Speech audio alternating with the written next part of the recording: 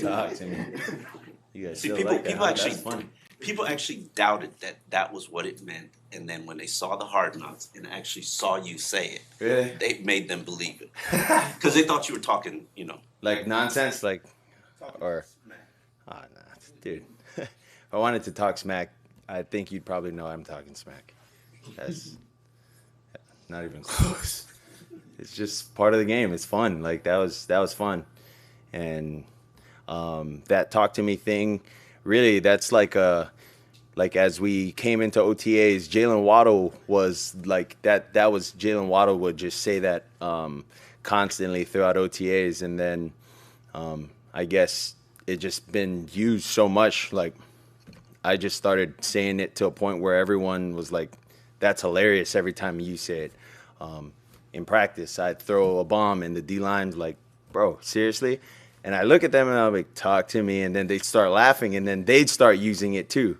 Um, and it really started out that way. So I take no credit, and then like that's Jalen Waddle's deal. But the whole signal thing like just made it even funnier. It heightened it. So people that knew that were inside knew what that was, could sort of hear me saying it, and could hear other people saying that when I gestured that. So that's what that was. No, yeah, they didn't air my episode from the house yet. No. Okay. You got it. I was messing. No, I was kidding. No, no, yeah, they haven't asked this week or last week. I'm sure they have asked Ann, but Ann hasn't brought it to my attention yet, or I don't know. But I mess around with them with that as well. I'll just tell them I'll see you guys later on tonight, and they think it's funny when they know it's like I don't know if he's being serious or he's not being serious. So I don't know. We'll see. I mean, still a lot of games left. Yeah, I think that shows the leadership that he has. That it's not something that is a one-time deal. It's something that as a team we're actually sort of used to. He's one of the first to admit he's wrong when he is wrong. And he's going to be also the first to admit that if it was a baller play call, that it was a baller play call. Like that's the reason as to why we work, why we do this, why we invest so much into it.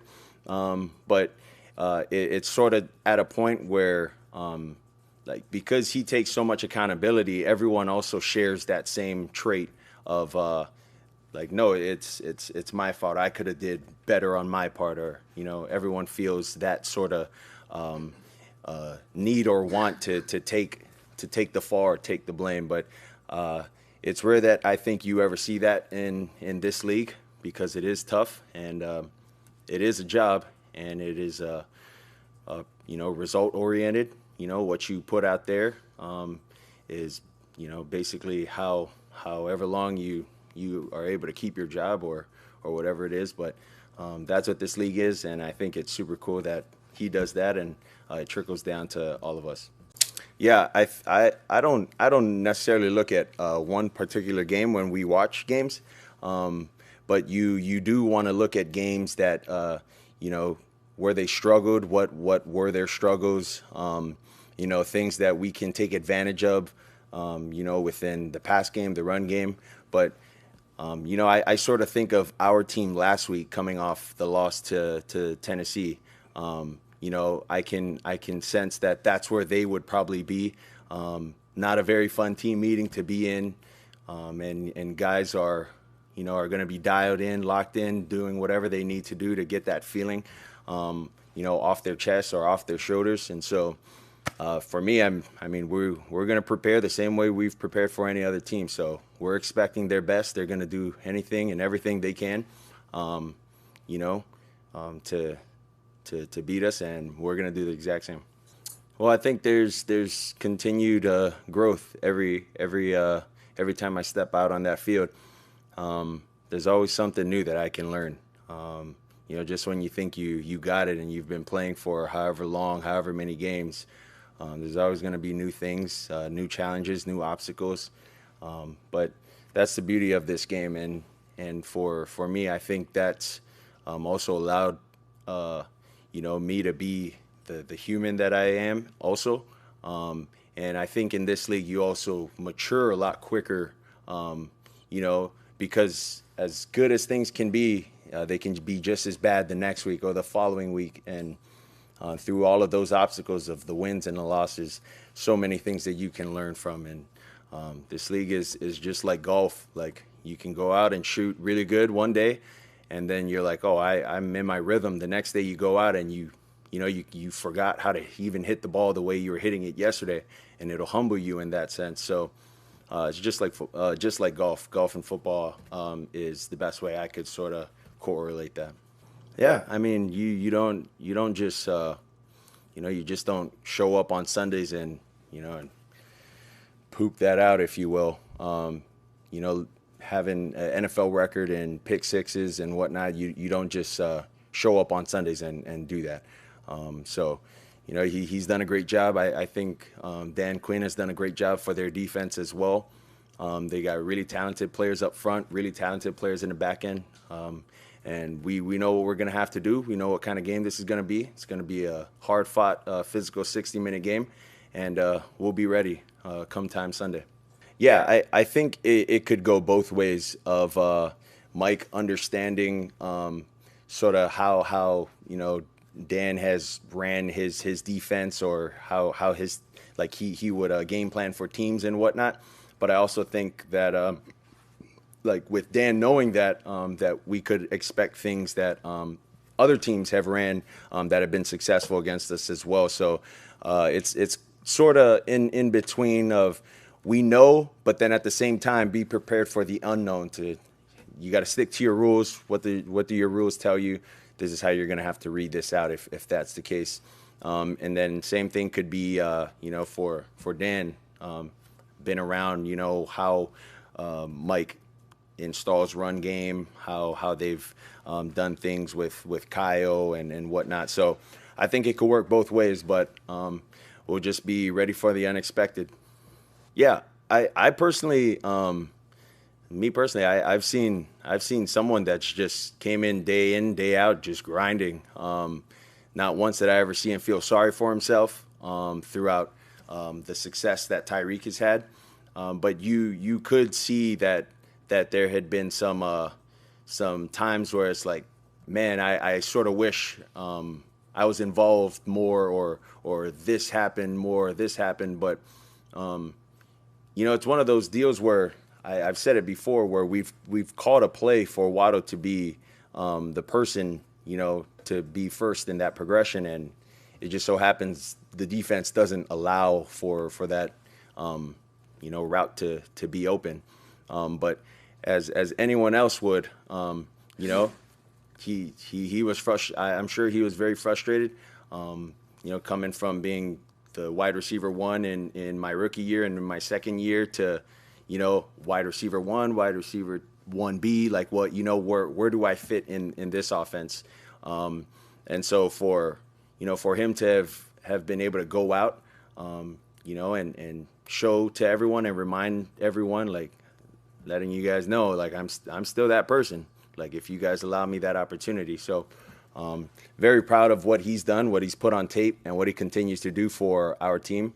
But yeah, that's what I'd say about that. I wish you didn't share that. I wish you didn't share that. I had no idea about any of the scenarios of what that would have looked like. At any time, we just want to come out the game with a win, and we want to stack those together. And so, if you can win them all, that's what it is. Yeah, yep. Cowboys are my favorite team growing up. They played on prime time a lot, and in Hawaii, prime time is 3:00 p.m. They're like, dang, it's night over there. It's like the sun is still up over here. So, yeah, I come from a family that they're big Cowboys fans, but not anymore. Not anymore. Everyone's Dolphins fans, and then the ones who still support the Cowboys, they're probably not my family, anyways. It's gonna be cool. It's gonna be cool. it's gonna be cool for the moment, just being able to see the star, being able to see those guys in their jerseys, whatever and whatnot. Some of the guys that are playing, I used to watch them while I was in high school, playing high school football, and now I get to play against, some of the guys on their team. So that'll be cool. But at the end of the day, I got a job, and we want to go out there and we want to beat them. Yeah. Well, I would say with our motions, it gets to a point where if we just call a play without emotion, it's like it's very weird, and it's not just weird for me; it's weird for the entire offense. Like, are you sure we're just lining up and running this play? There are perks to like doing both, where it's like, okay, they've motioned so many times, like, and we've got however many looks from them, like we're expecting that. So I think all of that plays into the rhythm of our offense. They also play into keeping the defense on their toes. Like every play we have to communicate. We don't know what that's going to look like, but we're going to have to communicate, if that's with the front, with the change of strength, with the Y, or the other motions. The back end's going to have to communicate. So that's what it forces those guys to do. And for us, I think because we've seen so many different looks off of those motions, it sort of helps in the run game, and then where we can see, in as far as space within their defense with the routes that we have. No, I would say it's always tough when you don't have one of your best guys out there. To me, I'd personally say, like, none of us really cares who's out there or who's not. Like, at the end of the day, whoever's in there, we all trust that we can get it done with those people. Even when I wasn't in there last year, like, that was the mindset that those guys had. Like, okay, like, Tua's down, we can't do anything about it. Tyreek's down, like, we can't do anything about it. We got to go out there. We still got to play. Those guys don't care that Tyreek's out. Like, those guys didn't care that I was out last year. It doesn't matter. We got to go out there and play. And I think that should tell you a lot about the guys that were out there. Everyone wants to make this, like I keep saying it, everyone wants to make this about me, about Tyreek. Like, please keep pushing it to Tyreek. Like, make it about Tyreek.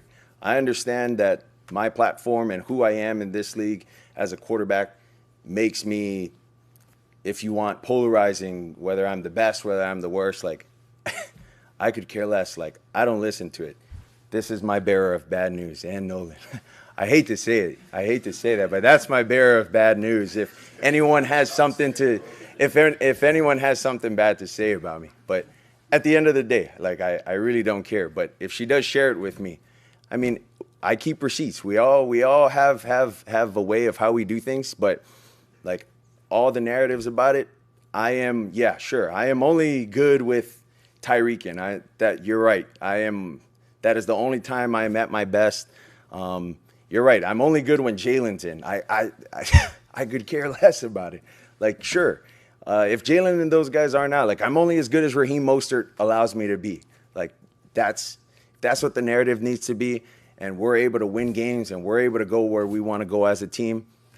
I am the worst football player, if that's what you want. Like, I don't care. Like, I really don't.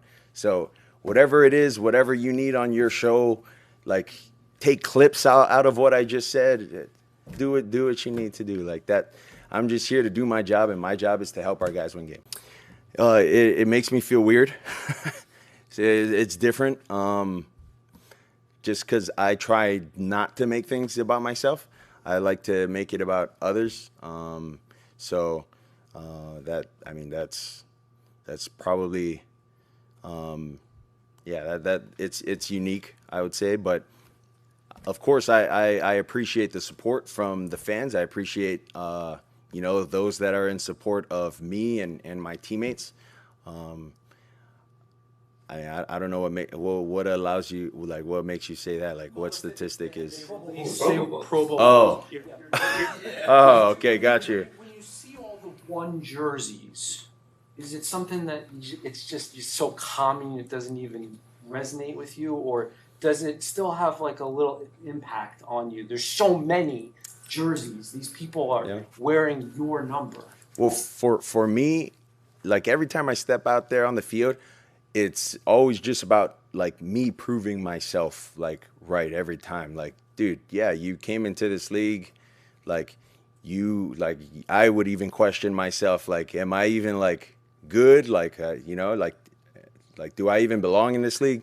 Things like that, and then it's like every time I step foot out on that field and I see someone wearing my jersey, like, yeah, it's like, dude, I want to prove myself right, but prove like to those people as well. Like, dude, yeah, like you had to have bought that jersey for a reason. Like, whether you're a fan of me as a football player or a fan of my journey or a fan of things I've done, like, yeah, every time I see that, I'm like, that's super cool. Because as a kid growing up, uh, like you, like I would do the same for like other players. Like I'd wear their jerseys hoping to be like them, and then now like it's come full circle. So to be able to hear that, that's very cool. That's very cool, and just the how that process works, it's cool. But like I said, it's also a little weird when I become the spotlight of it. Well, I'm always here for Leah. I'm always here for you. You know that. Whatever you need, I can help with. But outside of that, I just tell my brother to listen to what he thinks is best when he hires agents or when he has to go throughout that process of that. But I'm not the one that's going to tell you who you should go with or whatnot. Like that should be totally up to you, because when it's your decision, regardless of if it's right or wrong, in the end, you'll always make it right.